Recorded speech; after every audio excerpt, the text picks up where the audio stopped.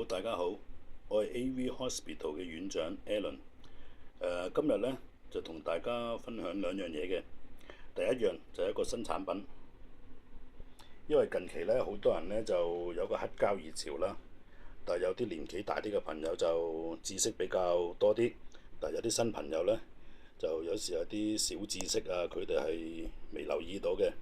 好啦，今日呢，我介紹呢個係 iFi 嘅 Phono M 唱頭放大器。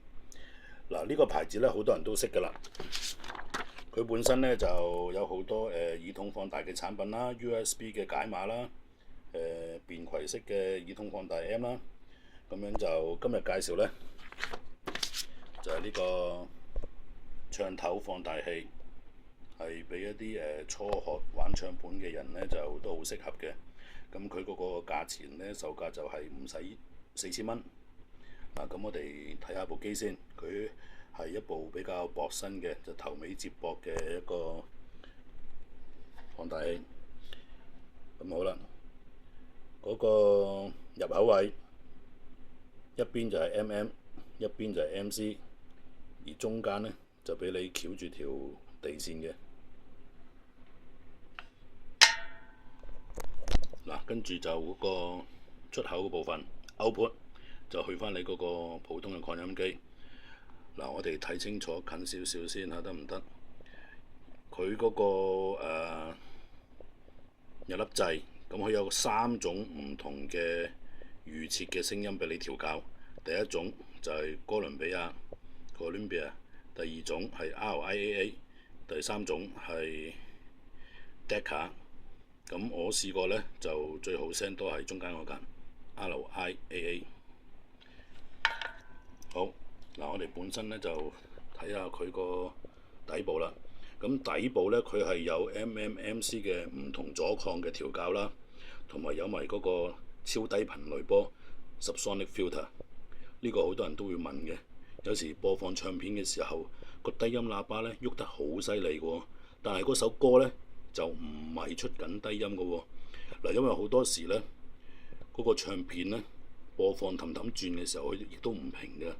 你嗰支針咧啷下啷下咧，好多時咧會產生一啲超低頻，咁個令到嗰個大喇叭個單元咧就會喐嘅。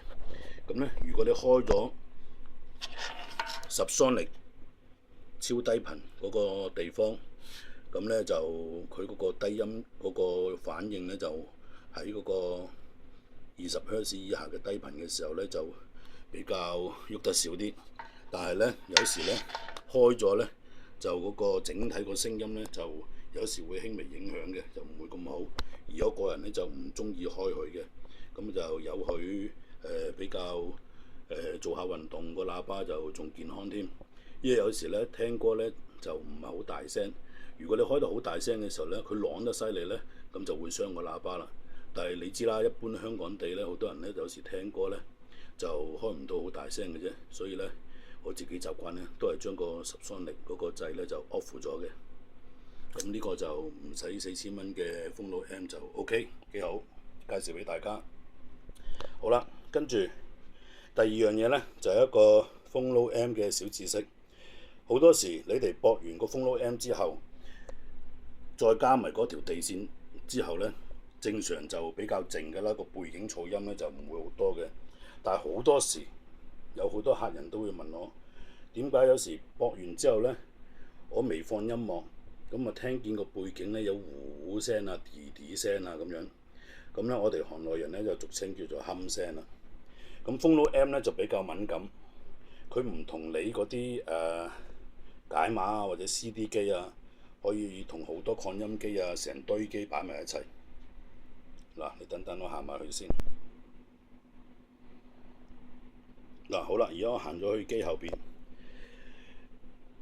嗱，各位新玩唱盤嘅發燒友會留意，有時你嗰個 Phono M 咧，因為細個啊，好多時咧，你會擺咗喺機與機之間，或者擺喺啲機嘅上邊，機與機上下之間。嗱，Phono M 咧就好敏感㗎。佢如果接近電源或者你啲機嘅火牛附近嘅時候，佢會產生冚聲、電流聲、呼呼聲、嗡嗡聲。當你擺去其他位置試下，或者再擺去呢啲位置試下，你可以咧就將隻碟咧停留咗嘅位置嘅時候，你可以將個 volume 扭大少少，跟住移動下你嗰個風爐 M 擺放嘅位置，咁咧你就會發覺咧，如果你擺緊啲機咧，或者呢個電源拖板啊、火牛啊附近咧，咁會產生嗰啲冚聲咧係比較強烈嘅，係有分別嘅。多謝大家，咁你留意下你自己嗰個風爐 M 個擺放咯喎。好，而家我哋聽下音樂先。好啦，而家 set 好晒啦。咁我哋欣賞下呢個 i-Fi 嘅風爐 M 出嚟嘅聲音先。今日揀隻精神啲嘅碟。